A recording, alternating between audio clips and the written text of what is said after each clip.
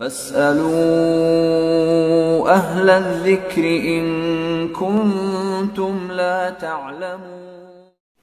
ایک اور صاحب ہے عامر، اس کا سوال یہ ہے کہ نظر بد کا علاج کیا ہے، یعنی جب کسی پر بری نظر لگتی ہے تو اس کا قرآن و حدیث میں کوئی علاج ہے یا نہیں؟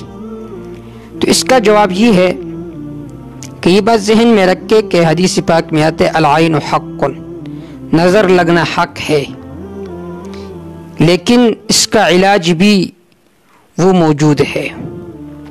قرآنی آیات بھی اس بارے میں ہے وَإِن يَكَادُ الَّذِينَ كَفَرُوا لَيُزْلِقُونَكَ بِأَبْصَارِهِمْ لَمَّا سَمِعُوا الذِّكْرَ وَيَقُولُونَ إِنَّهُ لَمَجْنُونٌ۔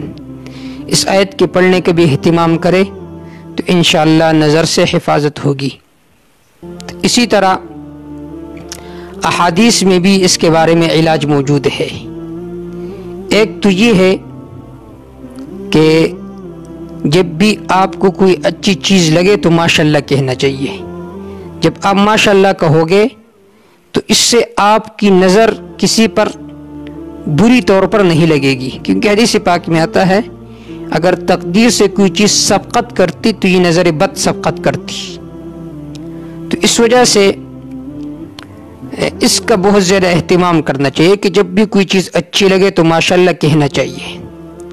نظر بد کا علاج دو طرح سے ہے، ایک تو یہ کہ جس کو نظر لگے تو اسے دم کیا جائے سورۃ الفلق اور سورۃ الناس کے ساتھ۔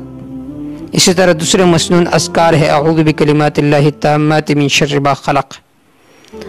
اور جس نے نظر لگائی اور آپ کو یقین ہے کہ اس کی نظر مجھ پر لگی ہے تو اس سے کہا جائے کہ آپ غسل کر لے، ہاتھ پاؤں کو دھوئے اور اس سے جو بچا ہوا پانی ہے جس پر نظر بد لگ چکا ہے وہ اس کے ہاتھ و پاؤں پر مل دیا جائے تو اس سے بھی اس کے اثرات ختم ہو جائیں گے۔ اور احادیث پاک میں اس کے بہت ساری دعائیں موجود ہے۔ امام مسلم رحمہ اللہ نے کتاب الطب میں یہ روایت نقل کیا ہے کہ جبریل علیہ السلام نے آپ صلی اللہ علیہ وسلم کو یہ دعا سکھائی کہ بسم اللہ ارقیک من کل شیء یؤذیک من شر حاسد اللہ یشفیک بسم اللہ ارقیک۔ یہ دعا بھی پڑھنا چاہیے۔